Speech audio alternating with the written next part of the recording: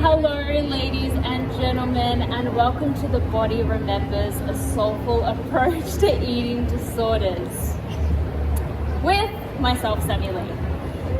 Now, today, well, actually, can everyone hear me properly? Yep, cool. Just checking. All right. Now, before we begin today, I do want to touch on the fact that we will be diving into some sensitive terrain. So I will be diving into eating disorders, sexual abuse, suicide, and trauma. Now, I will be showing you some images at some point that may be confronting. So I do ask that if at any point you need to take a breath, need some space, I give you full permission to leave if necessary and then come back if you feel like this is still for you. Otherwise, don't feel like I'm going to take offense if this is too much and you want to walk away. Because obviously I want everyone here to feel safe. I don't want anyone triggered or activated in any way. And if you are, I am all about looking at your triggers as a gateway to your healing.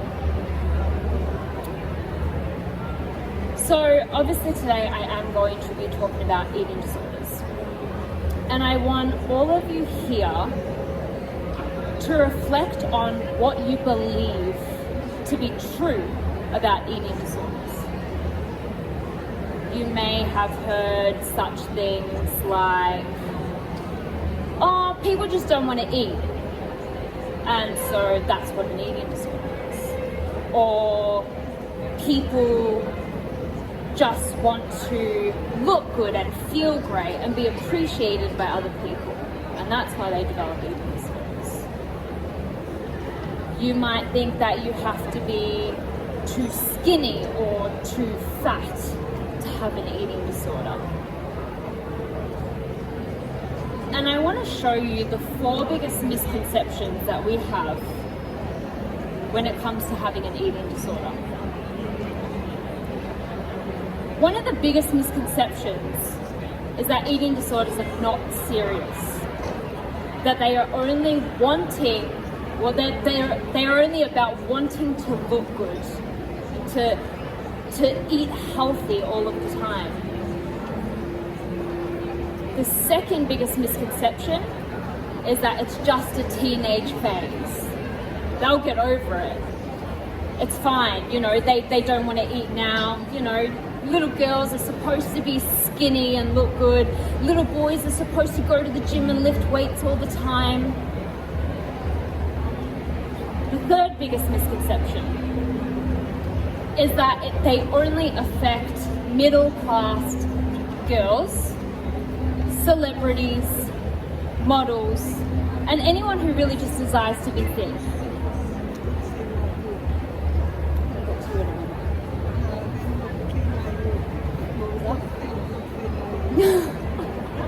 Okay, and misconception number 4 is that you have to be a certain weight, shape, or size to have an eating disorder.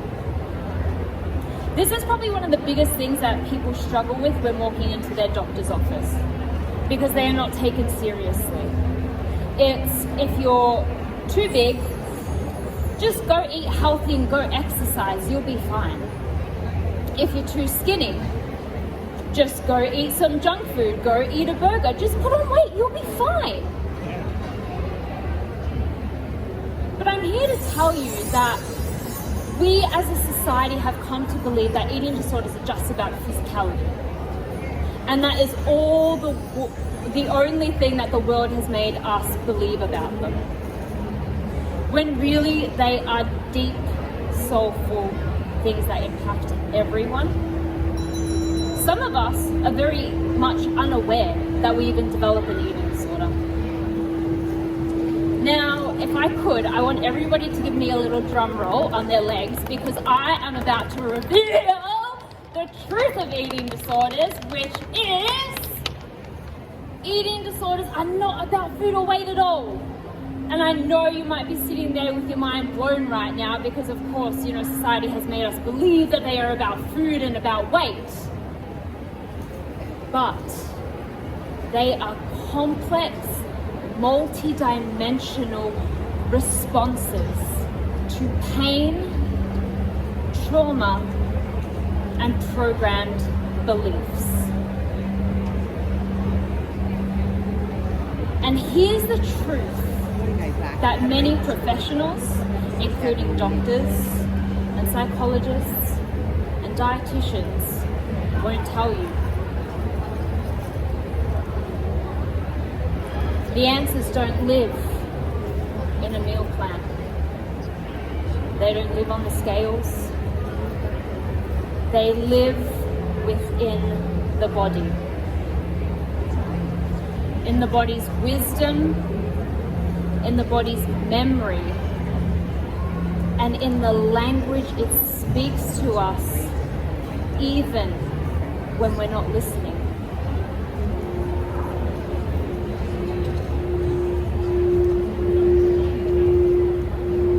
How do I know this?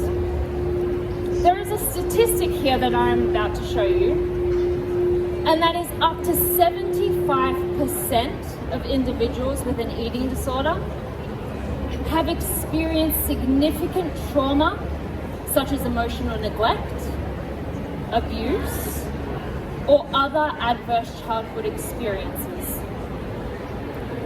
And these unmet emotional needs and unresolved trauma are often at the core of the eating disorder.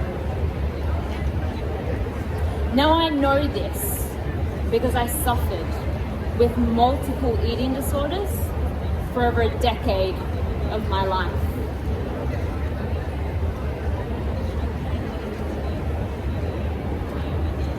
Now I want to bring you into my story. This is little Sammie. And at 5 years old, little Sammie was obsessed with Barney the dinosaur. Now, who remembers Barney the dinosaur? Big green guy, big purple guy with the big green dots. Anyway, I'm sure all of you remember his much loved song, I love you, you love me. Yes, we get it. Little Sammie at 5 years old, obsessed with Barney. She was going to her first time to the cinemas to watch him.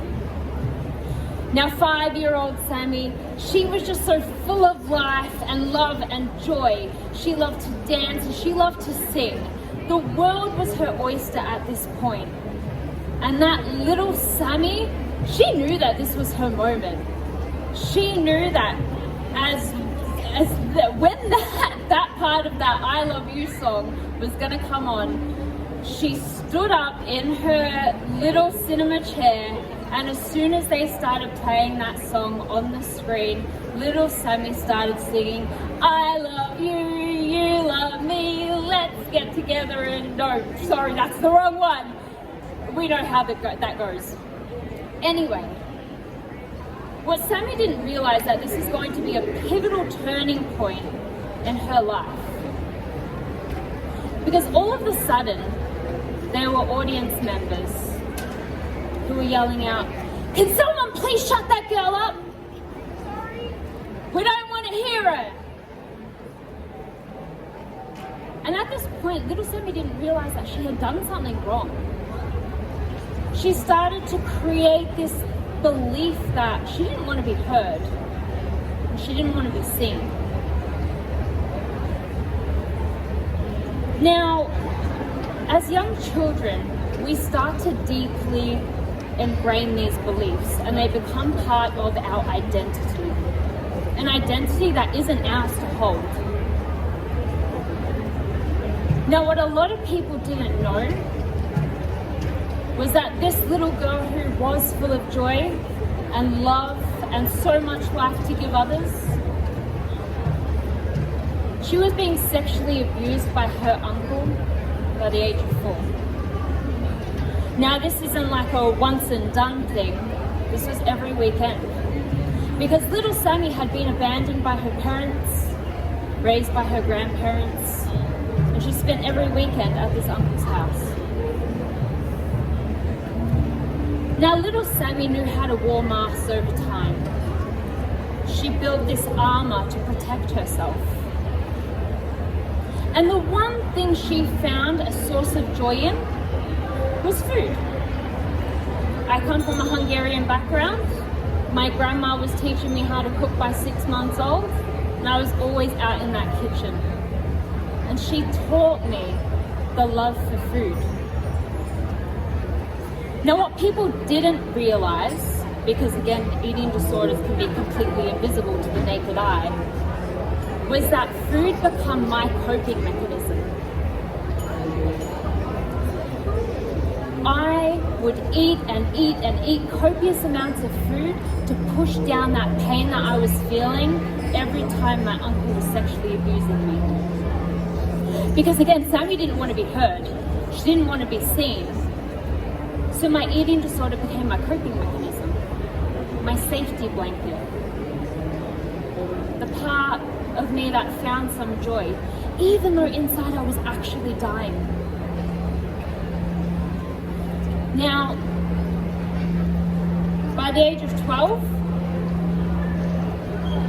Sammie was weighing in at 120 kilos. Now, to put that into context, that is literally the size and weight of a double-door refrigerator at 12 years old.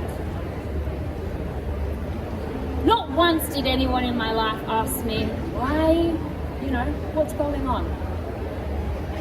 It was always, oh, she just eats too much. Oh, she's fat, she's this.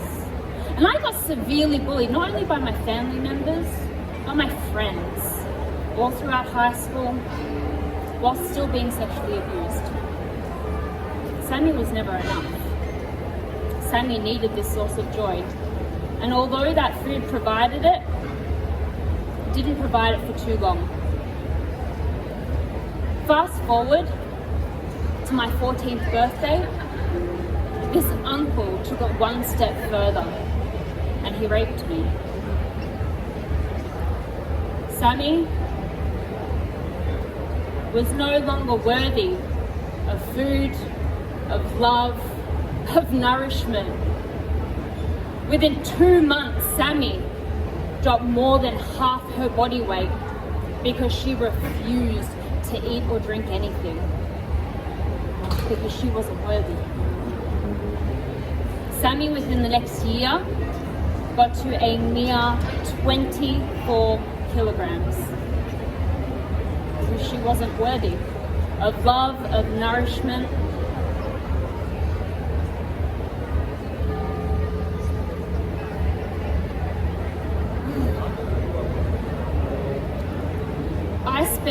Before I go to the next slide, the majority of my life inside hospitals and psychiatric units. And that's where I learned that it was all about my appearance. I kept wondering why I kept running on this hamster wheel, why I would take one step forward but then always found myself back here. Every time I'd go in, they feed me, I put on weight, they send me out, I'm right back here. They never took the time to understand what I was going through. This is where the system fails us because they only look at the symptoms. And if we continue this, more and more people are going to continue dying. Now, to put it into perspective, just here in Australia, 1 million people struggle with an eating disorder. And that is of those that are known. Remembering this is a very tricky illness that is very easy to hide. And this is why we need to take a soulful approach. We need to shift the way we think about eating disorders, but also treat them. About how building connection and really asking people and checking in, hey, how are you actually doing? Creating safe, nurturing spaces for people to be able to open up.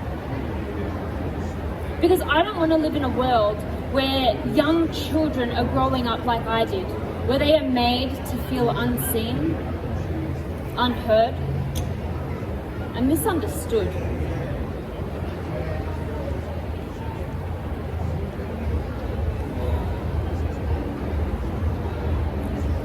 Here's a fact for you. Every 52 minutes, we lose someone to an eating disorder. This isn't a phase, it is a worldwide crisis.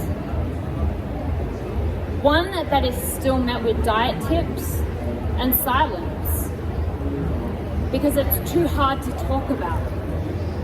I am done hearing it's too hard to talk about. My best friend of 15 years, her name was Kat. She was also the most beautiful soul, just vibrant and full of life. But unfortunately, she had similar experiences to me, and nobody ever took her seriously. We met in hospital 17 years ago, and 2 years ago at the age of 30, she passed away. Because she was unlucky. She didn't have somebody who actually took her seriously. There was a moment in my life where I was at do or die. Now, over this decade that I had struggled, my eating disorder actually took my life 6 times. So I have flatlined 6 times, and this is why I am passionate about what I do. Now, give me a minute, my throat is dry. Sorry, people.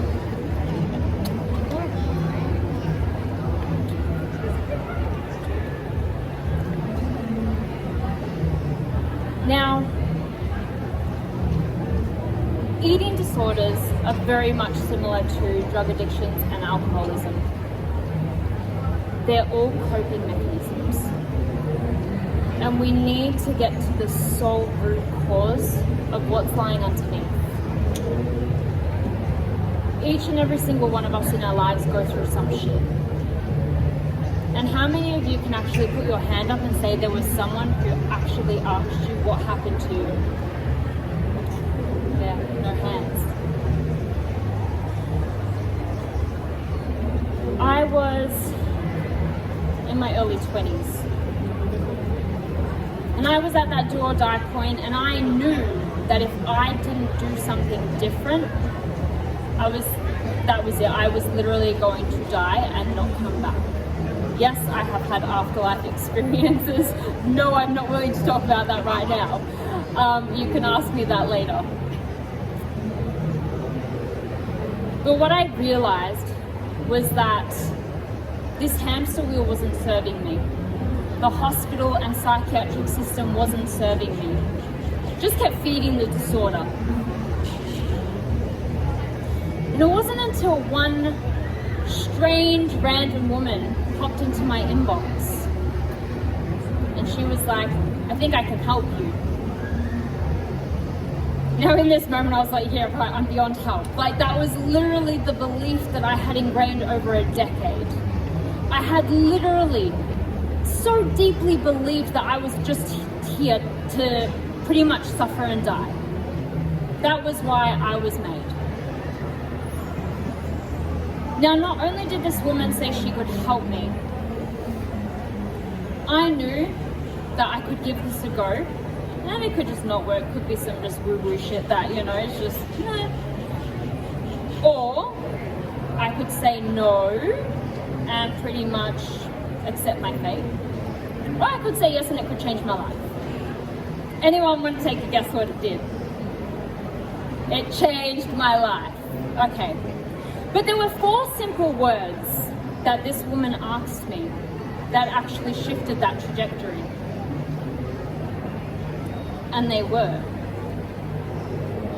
what happened to you? Now, this very moment, actually felt like somebody seen me. Seen right through my illness, right through the skin and bones. She actually saw my soul. She saw me for who I truly was. I was not somebody who just had an obsession with looking skinny or, just a hatred for food. She knew there was something deeper. And she was the woman who changed my life. She was the woman who showed me the part that my traumas had played. The part that those little ingrained beliefs started being created and formed when I was that little 5-year-old girl. And it took deep, soulful work to get to where I am today. And this is the work that we need to spread the word on. Not diet tips and, exercise regimes, the deep, soulful stuff.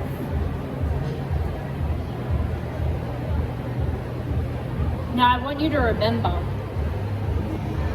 that eating disorders are multidimensional, and it is the body that holds not only the memory, but the wisdom.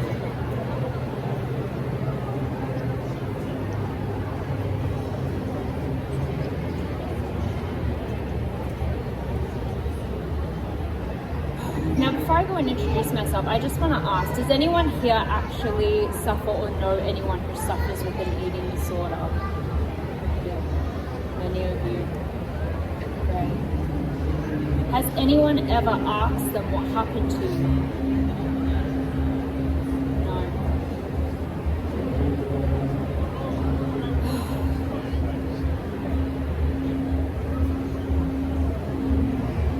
We need to really share this message.